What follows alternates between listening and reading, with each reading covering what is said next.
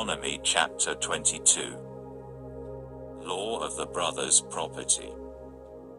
You are not to watch your brother's ox or sheep straying and behave as if you hadn't seen it. You must bring them back to your brother. If your brother is not close by, or you don't know who the owner is, you are to bring it home to your house, and it will remain with you until your brother asks for it. Then you are to give it back to him. You are to do the same with his donkey, his coat, or anything else of your brother's that he loses. If you find something he lost, you must not ignore it. If you see your brother's donkey or ox collapsed on the road, you may not behave as if you hadn't seen it. You must help him get them up on their feet again. Law of separations. A woman is not to wear men's clothing, and a man is not to put on women's clothing, for whoever does these things is detestable to Adonai your God. If, as you are walking along, you happen to see a bird's nest in a tree or on the ground with chicks or eggs, and the mother bird is sitting on the chicks or the eggs, you are not to take the mother with the chicks. You must let the mother go, but you may take the chicks for yourself, so that things will go well with you, and you will prolong your life. When you build a new house, you must build a low wall around your roof, otherwise someone may fall from it, and you will be responsible for his death. You are not to sow two kinds of seed between your rows of vines.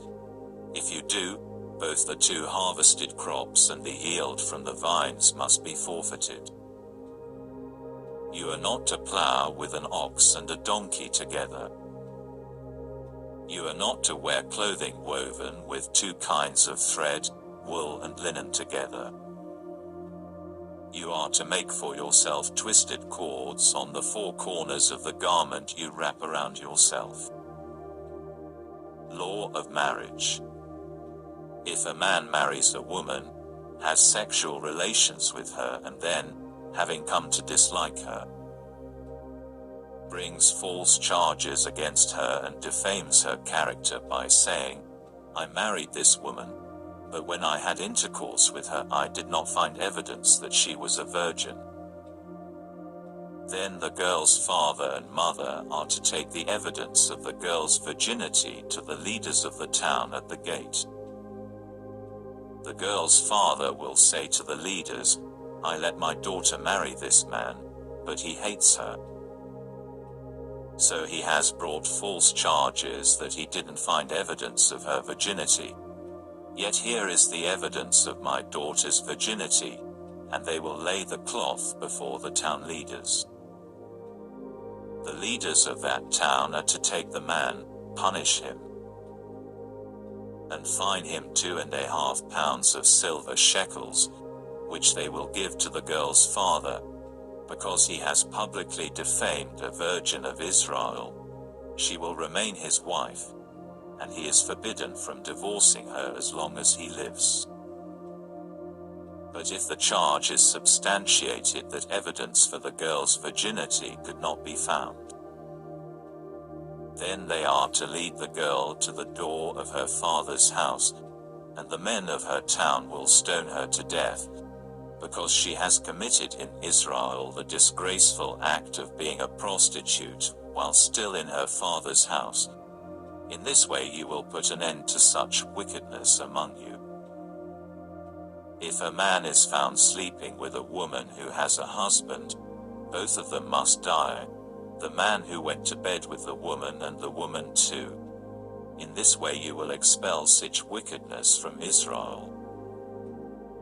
If a girl who is a virgin is engaged to a man, and another man comes upon her in the town and has sexual relations with her, you are to bring them both out to the gate of the city and stone them to death, the girl because she didn't cry out for help there in the city, and the man because he has humiliated his neighbor's wife. In this way you will put an end to such wickedness among you. But if the man comes upon the engaged girl out in the countryside, and the man grabs her and has sexual relations with her, then only the man who had intercourse with her is to die. You will do nothing to the girl, because she has done nothing deserving of death. The situation is like the case of the man who attacks his neighbor and kills him. For he found her in the countryside, and the engaged girl cried out, but there was no one to save her.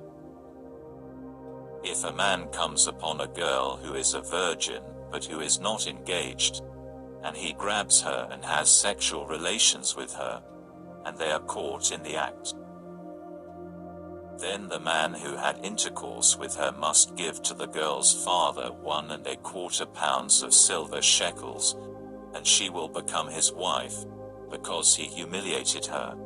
He may not divorce her as long as he lives.